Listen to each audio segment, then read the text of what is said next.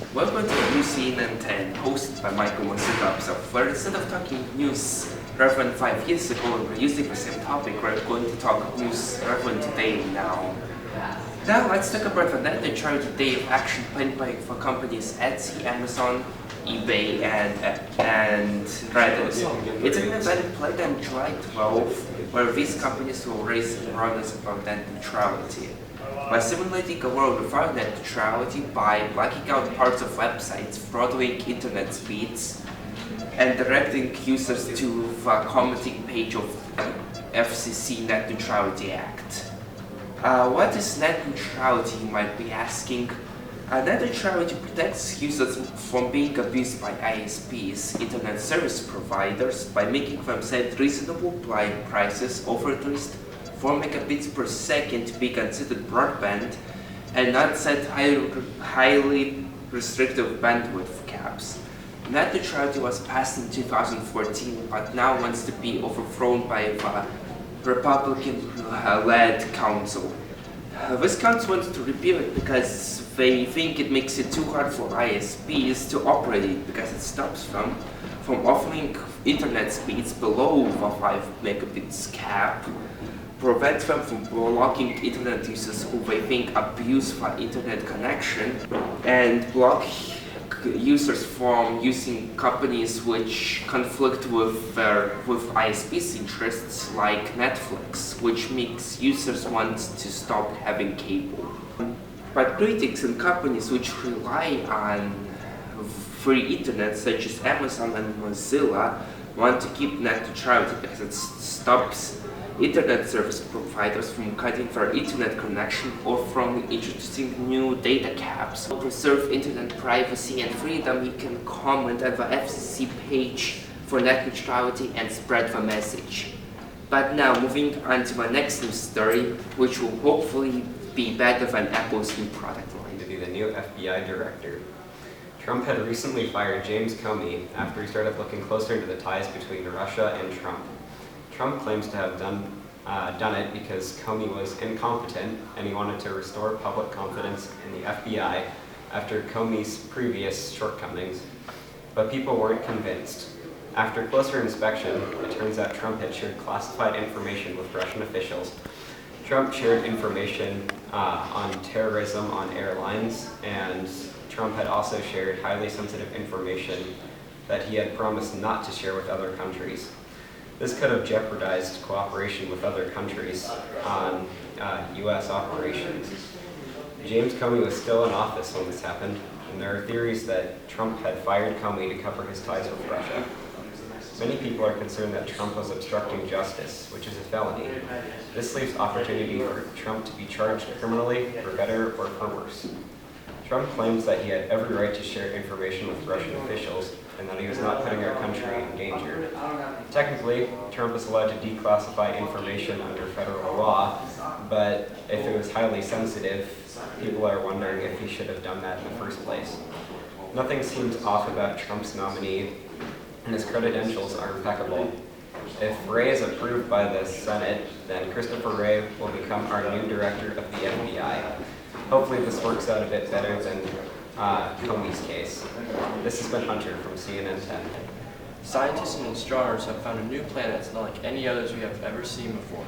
Cal 9b is a gas giant planet like Jupiter, but it is 2.8 times larger and is 620 light years away from us.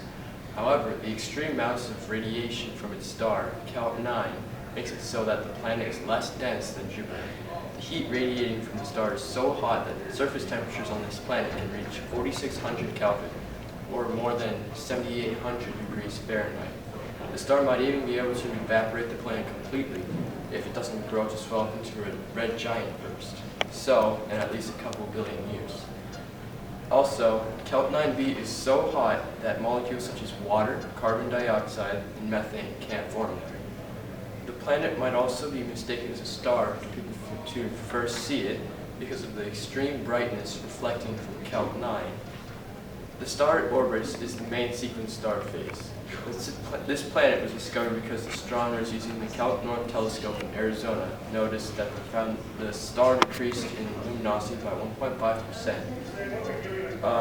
In Canada, a planet passed in front of it. The foundation of discovery and studies of the star is mostly done by the National Science Foundation, or NSF. Additional support came from NASA via the Jet Propulsion Laboratory, but not as much as the NSF.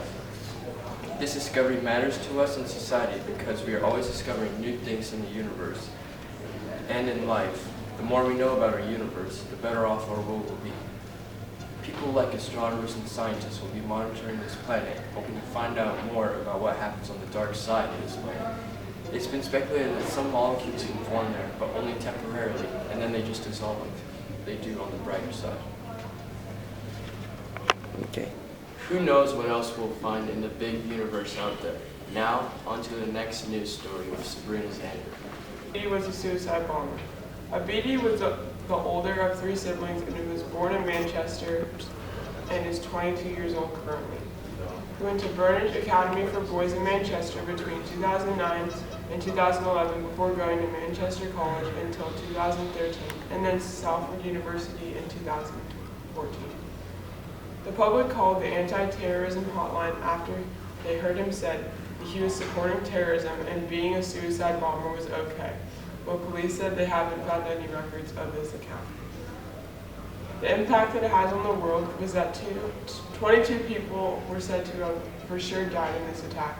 The youngest victim was an 8-year-old named Safi Roussos, and in total 116 people were said to be put into the hospital from this attack. If people keep being affected by these terrorist attacks and they keep happening, eventually people are going to take a stand and start fighting back. The world will now always have to be on high alert with police everywhere before, during, and after concerts, and also big landmarks and monuments. Overall, the police said that there might be 8 men as young as 18 held in custody today. There is a large part of the network throughout Manchester that led to the bombing, and they feared that the bomber could have distributed other devices that led to the London bombing as well. Salman Abidi was a uni dropout who turned into terror. 7 children among 22 people were killed, and so were parents and other relatives. So what are people doing about this attack? Ariana Grande performed a benefit concert in Manchester along with some of the biggest names in music. Less than 24 hours later, the London terrorist attack happened. The One Love Manchester benefit concert was put on to raise money for those affected by the 2017 May 22nd bombing. Well, in fact, fantastic news, they've already raised over $7 million.